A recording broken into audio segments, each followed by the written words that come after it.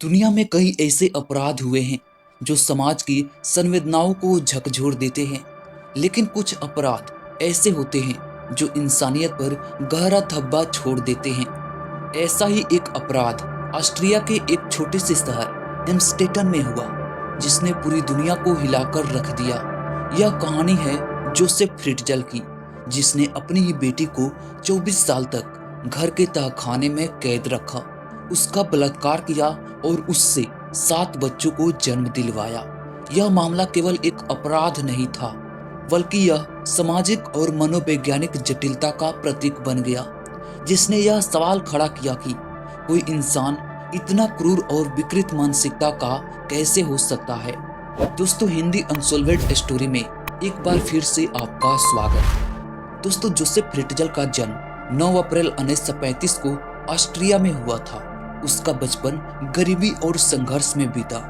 उसकी माँ बहुत सख्त और कड़वी स्वभाव की थी, जिसने उसके व्यक्तित्व पर गहरा असर डाला।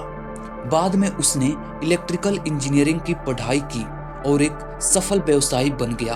उसने रोजमेरी नाम की महिला से शादी की और दोनों के 7 बच्चे हुए।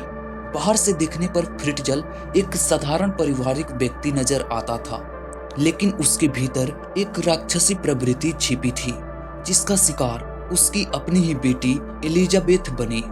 1977 में जब एलिजाबेथ केवल 11 साल की थी, तब से ही उसके पिता ने उसका यौन शोषण करना शुरू कर दिया।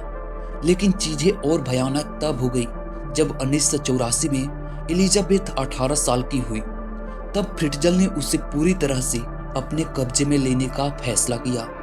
उसने उसे यह कहकर एक गुप्त तहखाने में बुलाया कि वह उसे कुछ काम में मदद करने के लिए ले जा रहा है। जैसे ही एलिजाबेथ तहखाने में गई, फ्रिट्जल ने उसे एक कमरे में बंद कर दिया। उसके बाद वह लगातार उसे प्रताड़ित करने लगा। यह कैद केवल कुछ दिनों तक नहीं थी, बल्कि 24 साल तक जारी रही। इस दौरान एलिजाबेथ को शारीरिक, मानसिक और भावनात्मक रूप से प्रताड़ित किया गया। फ्रिट्जल ने अपने घर के नीचे एक तहखाना बनाया था, जिसे उसने इस अपराध के लिए विशेष रूप से डिजाइन किया था। यह एक अंधेरी, गंदी और संकरी जगह थी, जहां न सूरज की रोशनी आती थी और न ही कोई ताजी हवा।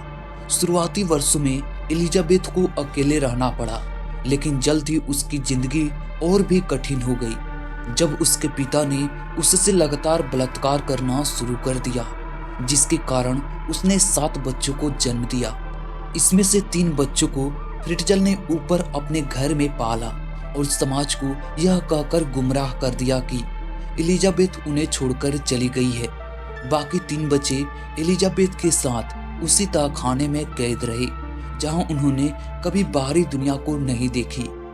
यह अपराध 2008 तक छुपा रहा, लेकिन फिर एक दिन ऐसा आया जिसने सब कुछ बदल कर रख दिया।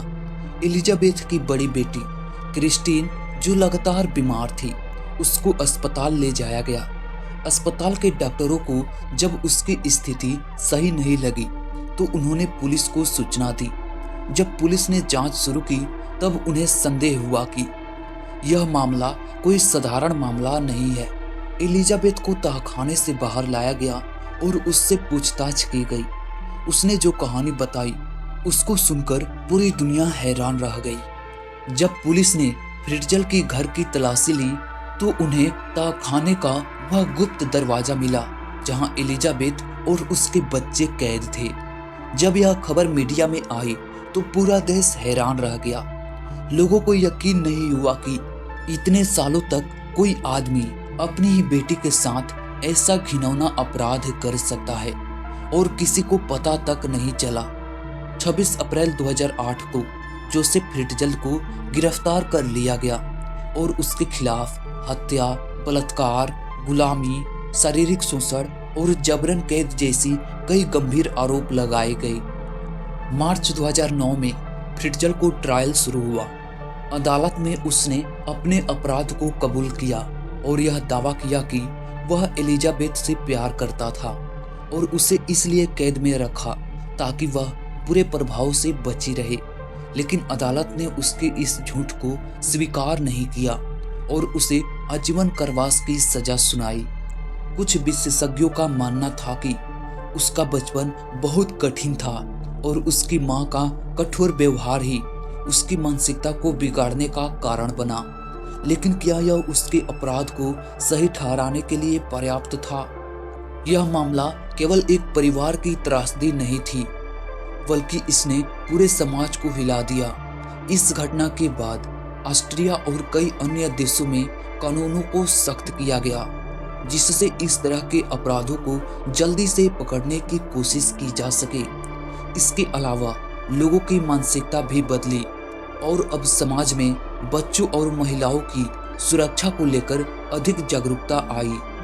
जोसेफ फ्रिट्जल का मामला यह साबित करता है कि दुनिया में कुछ लोग कितने क्रूर और अमानवीय हो सकते हैं। दोस्तों, ऐसे ही डॉक्यूमेंट्री वीडियो देखने के लिए आप हमारे चैनल को सब्सक्राइब जरूर कर लेना। धन्यवाद।